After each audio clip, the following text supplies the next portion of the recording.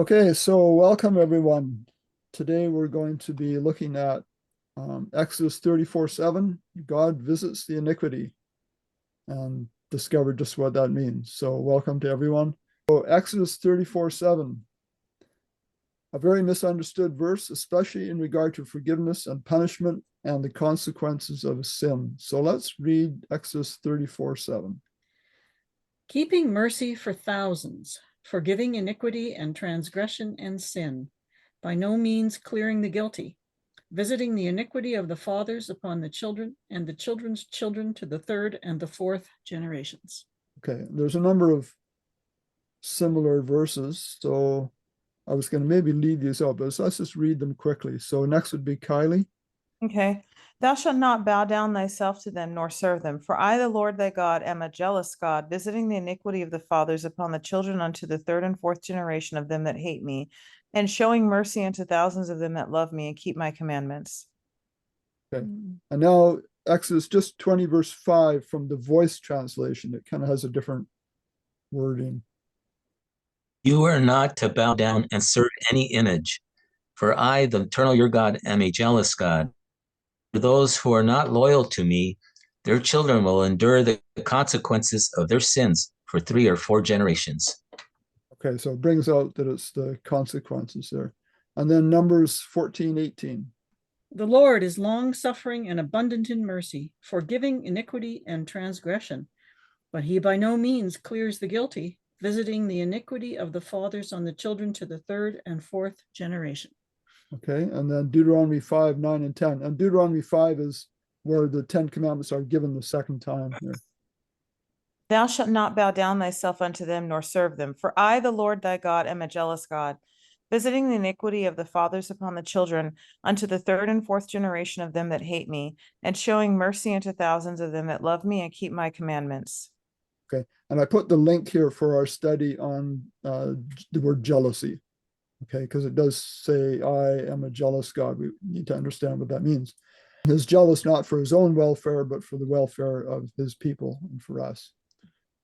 Okay, so some versions in Exodus 34:7 say thousands of generations. In the King James, it's just thousands. So let's read this from the New Living Translation.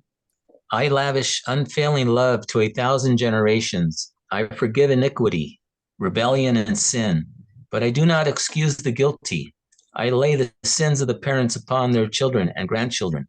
The entire family is affected, even children in the third and fourth generations. Okay, so is that thousands of people or thousands of generations? Have there been 1,000 generations? Well, that's the question. If a generation was 40 years, 1,000 generations would be 40,000 years. Right? However, you understand the length of a generation, the time involved would be much longer than the history of the earth if we're talking 1,000 generations. But I kind of think it's the same sort of meaning as forgiving 70 times 7. In both cases, it's essentially a way of indicating no limit.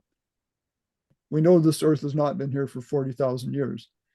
So it's just a way of saying no, there's no limit to it. Okay. His mercy, his unfailing love goes on and on. Okay, First Chronicles 16:34.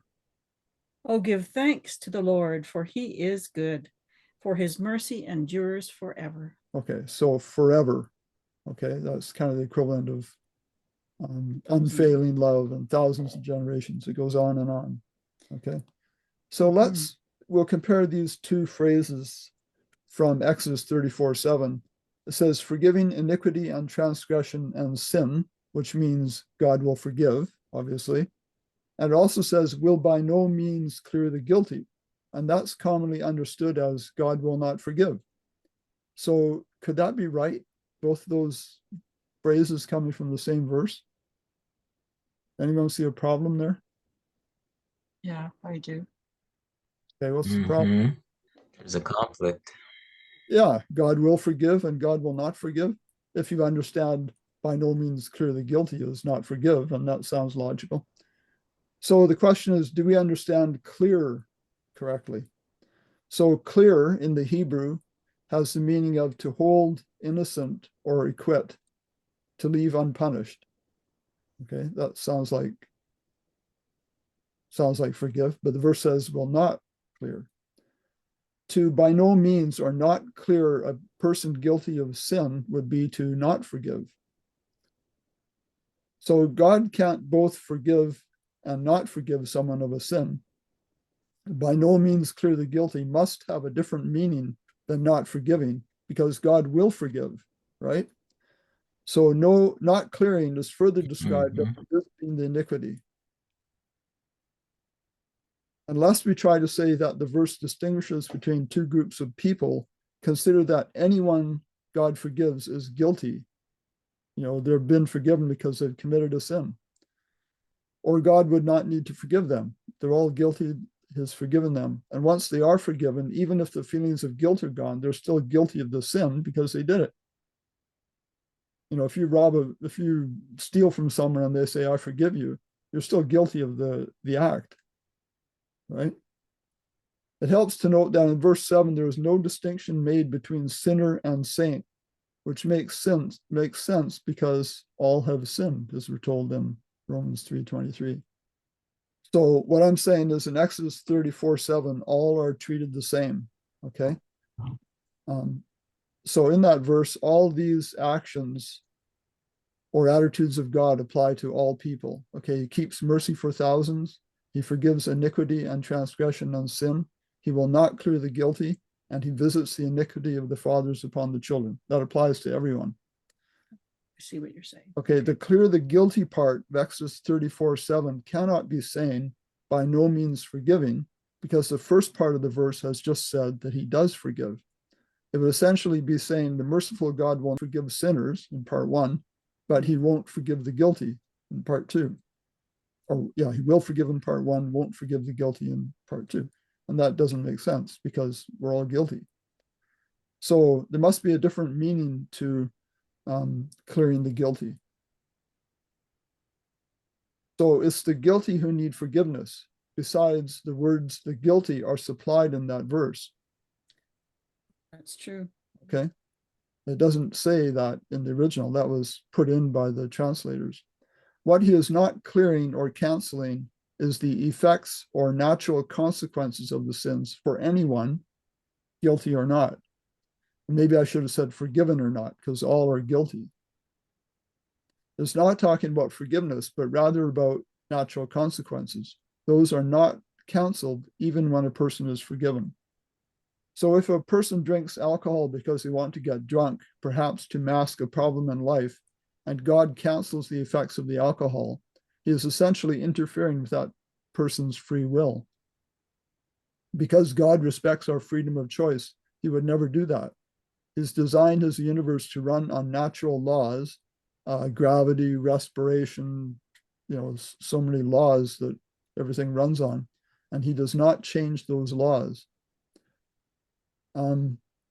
Here's something I recently got by email about the generational effect. Just to comment on another aspect of the third and fourth generation, there's an evolutionary psychologist at the University of Toronto who has done experiments with rats, taking them away from their mothers at birth and raising them artificially, so away from their mothers. Reintroduced into the more normal rat environments and left to themselves, in the third generation of these rats, or fourth from the original mothers, she, that's the psychologist, can accurately pick out the descendants of those who were separated from their mothers at about 80% accuracy. In the next generation, she can do no better than 50% or flipping a coin. So in other words, she's able to distinguish the rats that were removed from their mothers from the other ones based on what she can see them doing, their behavior.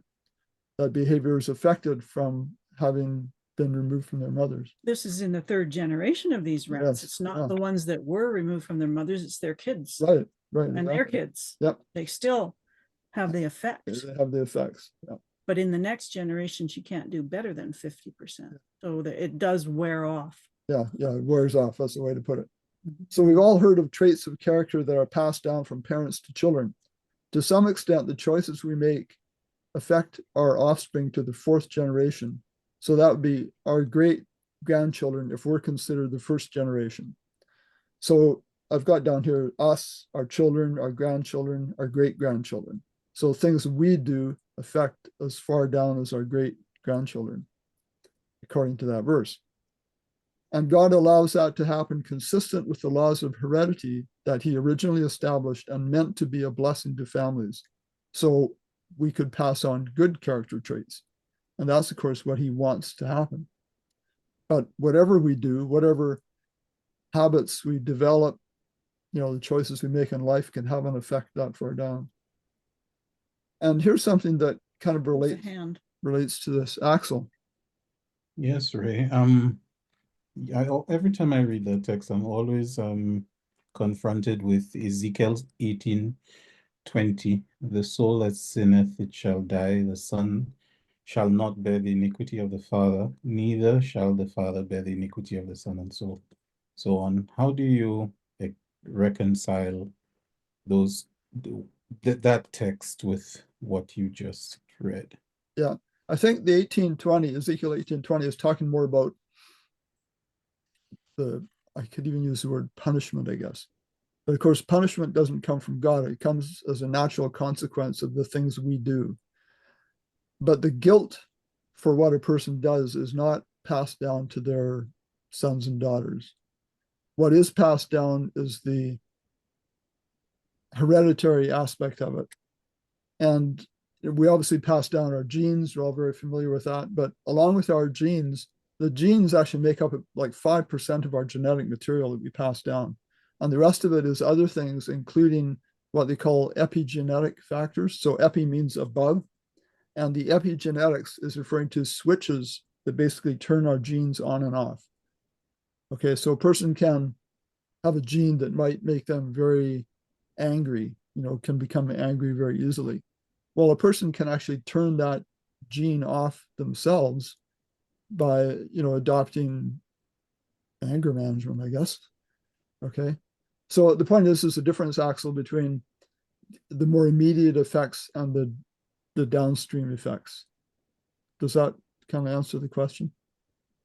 Yeah, that makes sense, because I was just trying to differentiate between the iniquity and the effects of sin, and of course you clarified that, so thank you. Yeah.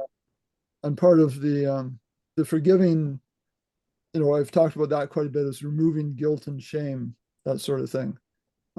It's a burden off our chests, so to speak, to know that God does not hold anything against us, that we're forgiven. But the things we've done wrong affect our genes, and we can pass that down. I don't think that refers to, it's not every little thing we do one time. It's more the habits we develop over a lifetime that are passed down, because it takes many repeats of a behavior to develop a habit, and I think as well to affect our epigenetics. Okay, let's read this, Hebrews 1:3. Who being the brightness of his glory and the express image of his person, and upholding all things by the word of his power, when he had by himself purged our sins, sat down at the right hand of the majesty on high. Upholding all things. Okay, so upholding all things. So upholding in that verse is to bear up, uphold, keep from falling, of Christ, the preserver of the universe. So here's a picture of him holding up the world, like he sustains all things, is kind of the idea. So upholding all things is a reference to upholding the laws of nature by which life is possible. Those are God's design laws, the laws he designed for our benefit so that we could live. They would include how fast light travels, the temperature at which water freezes or boils, and gravity, and many other natural laws we know about. Those laws and their action produce the consequences of other actions. We call it cause and effect. If you step off a tall building, you will fall down, okay? So Jesus does not stop upholding all things, or all things would fall apart. Does that make sense? And this verse in Colossians kind of tells us that. And he is before all things, and in him all things consist. Okay. So the visiting in Exodus 34:7 is simply allowing the natural consequences of actions, right or wrong, to occur according to the laws of life, of nature, the universe, God's physical laws. Whatever you call them, they were designed by God. So here's a question. Does he uphold all things without fail consistently at all times? Does his upholding all things? Mm-hmm. Yes. I would say yes. Say yes. Absolutely. Yeah. We Yep. wouldn't exist. I mean, think about oxygen and gravity. Yeah, things would fall apart if he wasn't upholding the natural laws. Okay. So someone might say, on this picture here, we have the world in his hands. Okay. Someone might say, my life is in his hands. And here's a verse that implies that, Acts 17:25. Okay. Neither is worship with men's hands as though he needed anything, seeing he giveth to all life and breath and all things.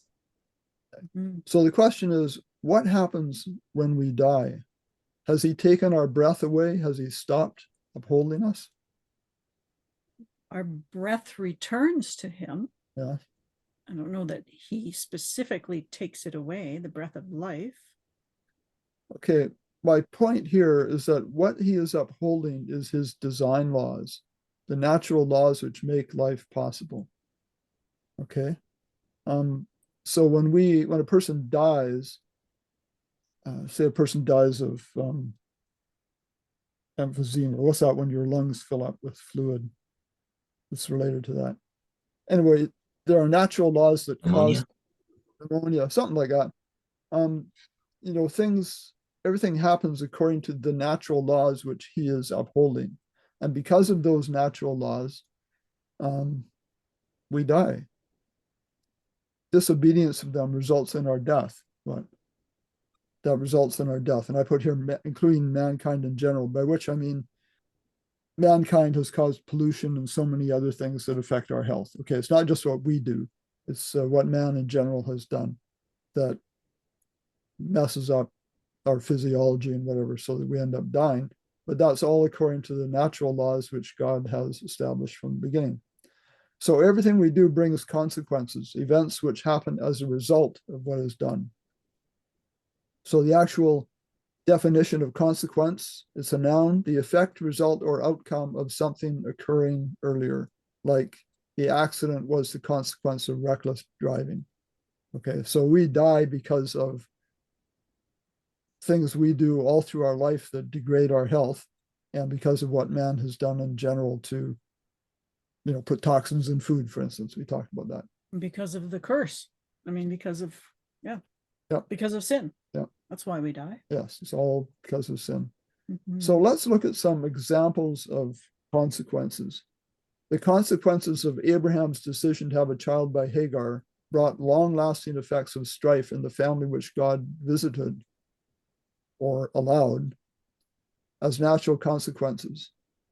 Had Abraham waited on God's timing, God would have visited the natural consequences of obedience on his family, and the world would be in a very different situation even today.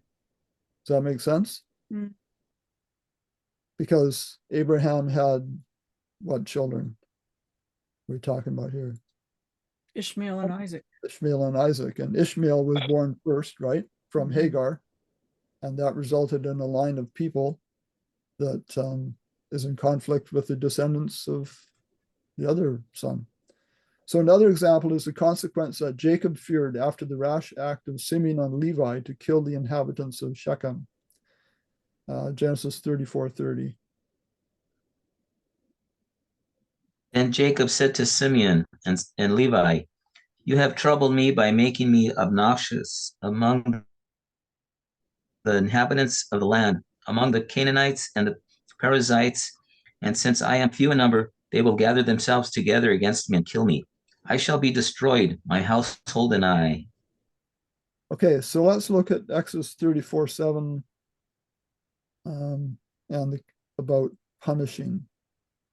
Okay, so some, and probably most Bible versions, rather than saying visit the iniquity, have chosen to reinterpret the idea of passively allowing consequences, which is what I think it means, visiting the iniquity. They've reinterpreted it to mean actively imposing an arbitrary punishment. And here's from the New International Version, a good example of that. Maintaining love to thousands and forgiving wickedness, rebellion, and sin. Yet he does not leave the guilty unpunished. He punishes the children and their children for the sin of the parents to the third and fourth generation. Okay, does God punish those children? No. No, No. I don't think so. Does not. It's not an imposed punishment. It's a natural consequence of what parents have done. So it's not punishment imposed by God. We could call it punishment, but only if understood as the Bible defines punishment by God. Okay, God does punish, but he punishes by allowing natural consequences. And here's the link for the study on punishment that we've done in the past. So we also need a correct understanding of the law of God as explained, and I've got the link here. Okay, we need to understand that.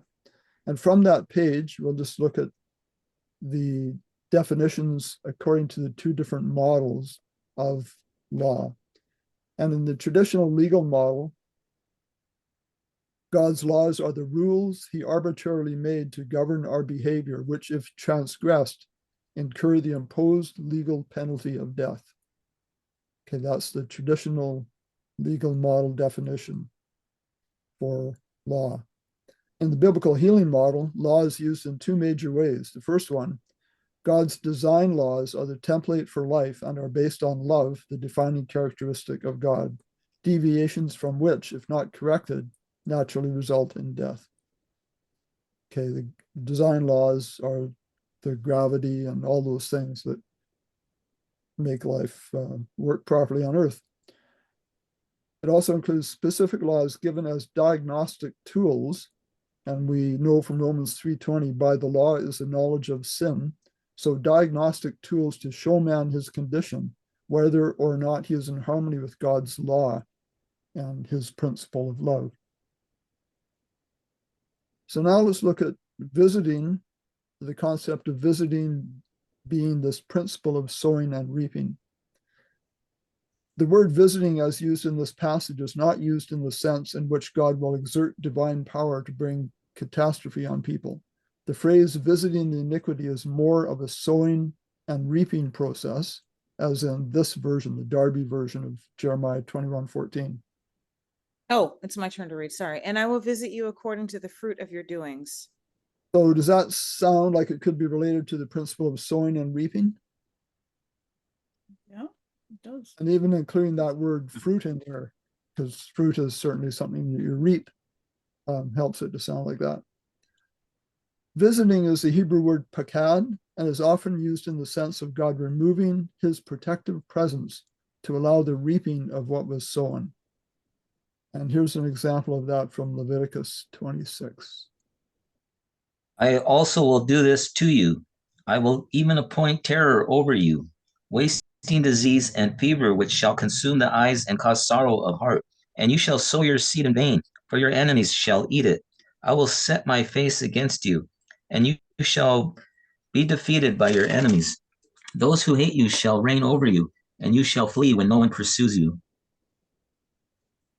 Okay, so the word appoint there is the Hebrew word pakad, and it's used in the context of God setting his face against Israel. The setting of God's face against someone, or the hiding of his face, means that God has withdrawn his presence and protection. And I didn't include them, but here's some verses you can look up on that. And that is the opposite from God shining his face upon someone, which refers to his presence and protection. Okay, so if shining his face, looking upon you with favor, is presence and protection, then God withdrawing his face, hiding his face, would mean the opposite.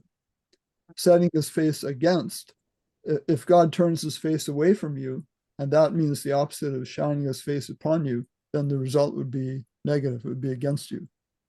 And the only reason he turns his face away from you is because of what you're doing. You're turning away from him, right? Yes, yes. It could be, and there's a page I don't have the link maybe here. There's a page about hiding the face. Mhm. And we could say, and we've said this before, that hiding the face is almost the idea of God turning away and weeping. Mhm. Okay. And there's that formula that I've talked about many times in the past, SWAT, where S is when man sins, God in wrath turns away from us, or as Michael brought out, he weeps over what we've done. SW, what was the A? Allows the consequence.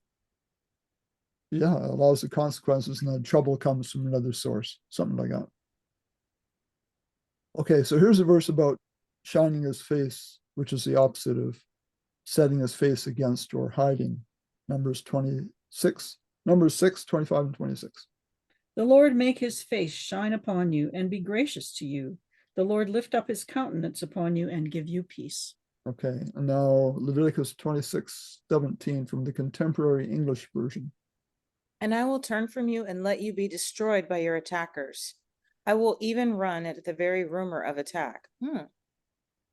Let you be destroyed. Okay, it's not Yeah. God that really does it. Job 10:12. You have granted me life and favor, and your care has preserved my spirit. So in this case, God is visiting, and in that visiting, his granting life and favor. Okay, so to visit is to allow the natural consequences, is the way we've expressed it, but that can be for good or evil, to allow natural bad consequences of something wrong you've done or good consequences. And again, this is sowing and reaping. You sow good or bad and you reap good or bad. It's a result. Okay, Luke 19:41-44. Now, as he drew near, he saw the city and wept over it, saying, if you had known, even you, especially in this your day, the things that make for your peace, but now they are hidden from your eyes. For the days will come upon you when your enemies will build an embankment around you, surround you and close you in on every side, and level you and your children within you to the ground. And they will not leave in you one stone upon another, because you did not know the time of your visitation. Okay. Any comments about what the meaning would be here for the time of thy visitation? Christ came to Jerusalem. Okay. And he was visited the them one that was visiting them to and, bring them, to bring them knowledge of the Father and his love. okay, knowledge and blessings and all those things. And yet they rejected You him. were the Messiah. Yeah, they actually crucified him. They didn't understand his message, what he was doing. And as a result of that, this is what came upon them. Mhm. And God would have saved them from that. But he allows the natural results. Okay, here's a link for a study of the word visit in more detail. And just the last verse here that I think relates to this. I didn't look into it too much, but Ezekiel 18:2. What mean ye that ye use this proverb concerning the land of Israel, saying, the fathers have eaten sour grapes, and the children's teeth are set on edge? Okay, kind of some funny terminology there, right? But it has the idea that if you eat sour grapes, you're gonna, pucker your mouth and kind of have a hard time with that. And your kids. Yeah, But he said, and isn't that where he went on to say Ezekiel 18:20, where no, your sin is not transferred to your kids. right. The automatically. guilt for it is The not. guilt is not. If it's lifestyle type sins, they may feel the effects of it, but they're not guilty of it. Mhm. And that's the separation we need to make clear.